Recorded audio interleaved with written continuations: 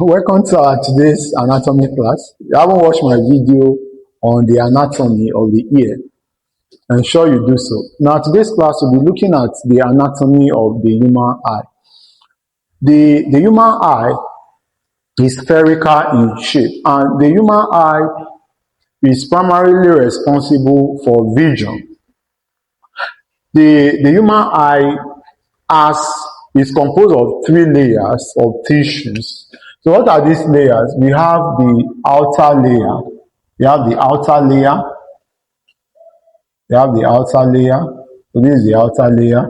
The outer layer is composed of the sclera and the eye cornea. The eye cornea. Then we now have the middle layer. So the middle layer is made up of what? The choroid, the ciliary body, and what we call the iris. While the innermost layer is composed of what we call the retina. So looking at this diagram right here, we can be able to identify that. So this is the sclera. Here right here, we have the choroid, which lies between. Here we have the retina. Right here we have the eye cornea. This is the iris. This is a ciliary body. So these are the layers of the human eyes: the outer layer, the middle layer, and the inner layer. So the components of this layer have their specific functions. Now, it's important to know that the sclera is a tough, white, fibrous layer of the eye that is continuous anteriorly as the eye cornea. So it continues anteriorly as the eye cornea. The sclera occupies the posterior 5/6 of the eyeball. The sclera is the white part of the eye. When you look into somebody's eye, that white part of the eye is what we are referring to as what? As a sclera. While the eye cornea is a transparent convex membrane that covers the anterior part of the human eye. It is devoid of vessels. So it does not have a specific blood supply. It gets its nutrients from the aqueous humor of the eye. The choroid, which is part of the middle layer, is the most vascular part of the eye. So it contains a lot of blood vessels, and it supplies nutrients to the retina. The choroid supplies nutrients to the what? To the retina. It also provides oxygen for the retina. It is dark brown in color. While the ciliary body is made up of ciliary muscles and the ciliary process. This ciliary body, the ciliary body is attached to the eye lens. So this is the eye lens. It's attached to the eye lens by what? By suspensory ligament. It's attached to the eye lens by suspensory ligament. The ciliary body continues anteriorly as the iris. The ciliary body continues anteriorly as the what? As the iris. The iris forms a circular diaphragm that has an opening in the middle known as the pupil.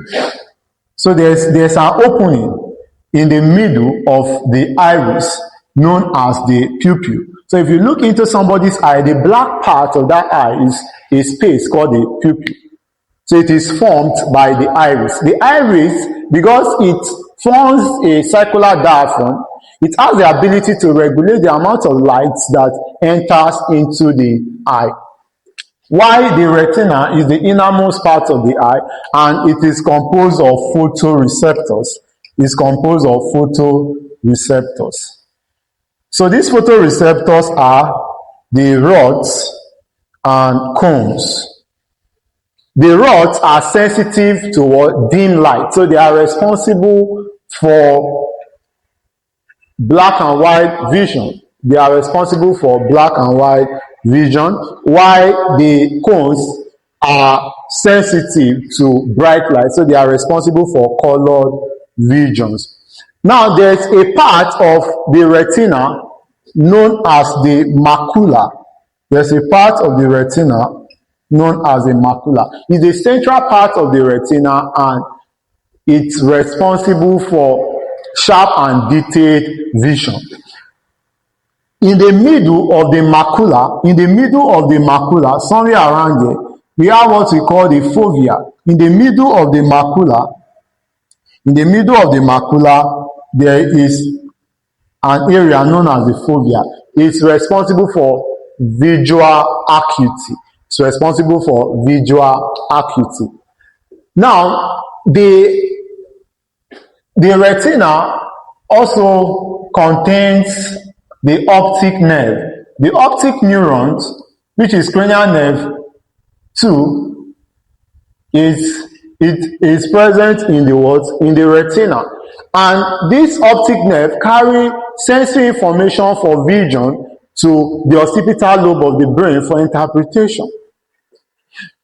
So there's a part at the distal part of the eye, there's an area known as the optic disc. The optic disc is that part of the eye that lacks photoreceptor. That part of the eye whereby the optic nerve exits the eye. That part of the eye that the optic nerve leads the eye through into the brain. So it's also referred to as the blind spot of the eye. The optic disc is also referred to as the blind spots of the eye. So having said that, I would also like us to know other related structures of the eye. And these structures include the eye lens, which I've mentioned earlier. The eye lens, the lens of the eye.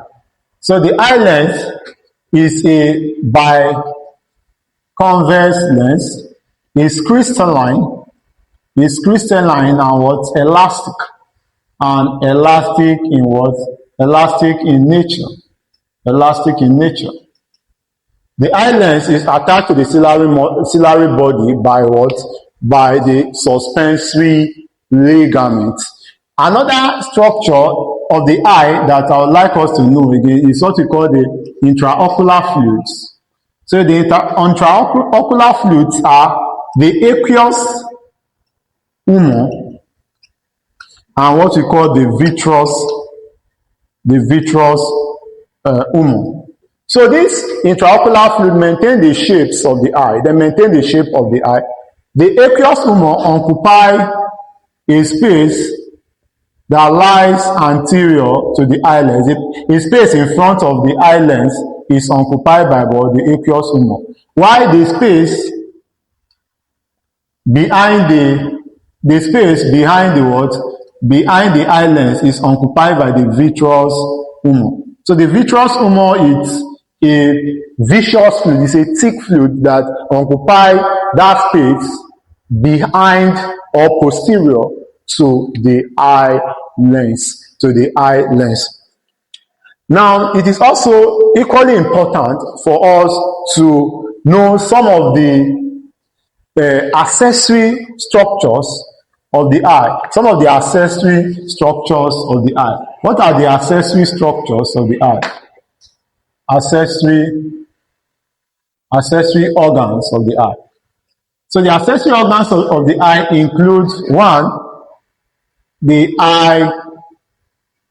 eyebrows. We have the eyelid. We have the eyelids and eyelashes. We have the lacrimal apparatus. We have the lacrimal apparatus. So these are some of the accessory organs of the eye. These accessory organs of the eye are simply structures that protect the eye, that support the eye in carrying out its primary function. So the eyebrows is the arch area of the supraorbital margin of the frontal bone, and it is covered by hair. It protects the eye from sweat and other foreign particles, while the eyelid is a thin sheet of tissue above and below the what and below the eye. At the free margin of the eyelid, we have what we call the eyelashes, and these structures protect the eye primarily from injury. While the lacrimal apparatus is made up of structures that secrete tears and drain the tears from the eye into the nasal cavity. I would say that what are some of the visual defects, the applied anatomy, the visual defects of the eye? The visual defects. What are some of the visual defects of the eye? One, we have what we call myopia. We have myopia. We have hypermetropia. We have hypermetropia. So this is the same as short-sightedness. Short-sightedness. This is the same as long-sightedness. We have what we call presbyopia. Presbyopia. We have cataract. And I would also like to talk about what we call the glaucoma. So these are some of the visual defects on disease conditions that affect the eye. Now, myopia is a condition whereby an individual finds it difficult to see far objects. And this condition can be corrected using by concave lens. Somebody in myopia have the anterior posterior diameter of the eye is long, and light is brought to focus, or image is brought to focus in front of the retina instead of on the surface of the retina. While hypermetropia is a visual condition, a visual disorder, whereby the individual finds it difficult to see near objects. The person can rather see far objects, but the person can't see near objects. And individuals with hypermetropia have the anterior posterior diameter of their eyeball is short, and image is brought to focus behind their retina. And this condition can be corrected using by convex lens. Why presbyopia? It's the diminished ability of